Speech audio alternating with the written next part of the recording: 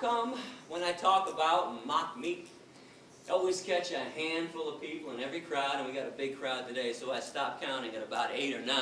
How come there's always a handful of people that wrinkle up their noses, make big wide eyes, and start glancing at the people next to them across the aisle like, soy chicken, is this guy crazy? Soy bacon, he must be out of his mind. How come this stuff that is made of soy, wheat, vegetables, grains, and spices, no chemicals, contrary to the lies being spread about these products by the meat and dairy industries, how come this stuff is considered gross to most people, but meat? Meat's got 5 components. Let me break it down for you. Blood, flesh, veins, muscles, and tendons. The cut-up corpse of a dismembered body. How does meat not qualify as gross and disgusting to everybody? How in the world is a beverage, a liquid that oozes out of the udders of cows, a secretion that drips from the mammary glands of another being, that's loaded with pus, by the way? Oh yeah, let me tell you about the pus in your cow milk. It'd be my pleasure. When you hook machines up to the udders of cows 3 times a day to suck them dry, those machines cause massive amounts of infections on the inside and outside of the udder. Now let's add all the bovine growth hormone they put in cows to make sure they produce huge quantities of milk, which always leads to another infection. The machine doesn't know what not to suck out. Pus, mucus, and infections right in with your milk, and yeah, milk is pasteurized. But when did pasteurization become a removal process? It's a sanitation process. You're only sanitizing pus. And if you want to look this up online, well, you don't think the dairy industry would ever use the word pus when they write about this problem in their own trade journals. Yeah, they're going to deceive you again with this. Look up the scientific term for pus, somatic cell count. And by the way, our government, the USDA, they allow the dairy industry to have a maximum amount of 1 eyedropper full of pus in every glass of milk. Drink up. Oh, and by the way, while you're looking up that lie from the dairy industry and all the other ones, you might want to look up casomorphins. I got it up on both sides of the board. Remember that part in the speech earlier when I talked about people being hooked on cheese like it was laced with weed, crack, and morphine? Mother cows before birth produce a substance in their milk to make sure that the calf stays close.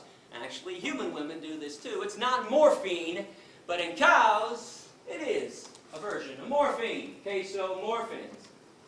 That's why people are so hooked on cheese. Got to have their daily fix of morphine. Does anybody know what an egg actually is from a hen? And don't say embryo or aborted fetus, not even close. It's unfertilized, so it can't be either. Hen is a female, though. Unfertilized egg through a female system. It's part of her menstruation cycle. It's a hen's period. People scramble up hen periods in the morning, and all of a sudden I'm weird because I don't make omelets anymore. And what about vomit? Oh, we're going to take those blinders off today. Come on, you guys love vomit. You adore it all over your food. Better give this one a pretty name, though. No one's going to buy and eat vomit unless we call it honey instead. Honey comes directly from a bee's stomach. It is regurgitated right through a bee's mouth. Look it up with any wildlife biologist. But nobody wants to eat bee vomit nut Cheerios. We want honey nut Cheerios. So we hire ourselves to play euphemism games. The standard diet of a meat eater is blood, flesh, veins, muscles, tendons, cow secretions, hen periods, and bee vomit. Now, we're not done yet. I am not going to let you off that easy while I got you here today. You know, we top this all off, in my opinion, because every November, during that certain holiday people love so much, people take a dead turkey, open up the dead turkey's ass, or carve out a really big hole in their ass, take some stuffing and shove it inside their dead empty ass, and use their little dead ass as an oven to bake some bread. Somebody else's dead, empty, bacteria-laden ass to make bread? Ass bread? And people think vegans are weird?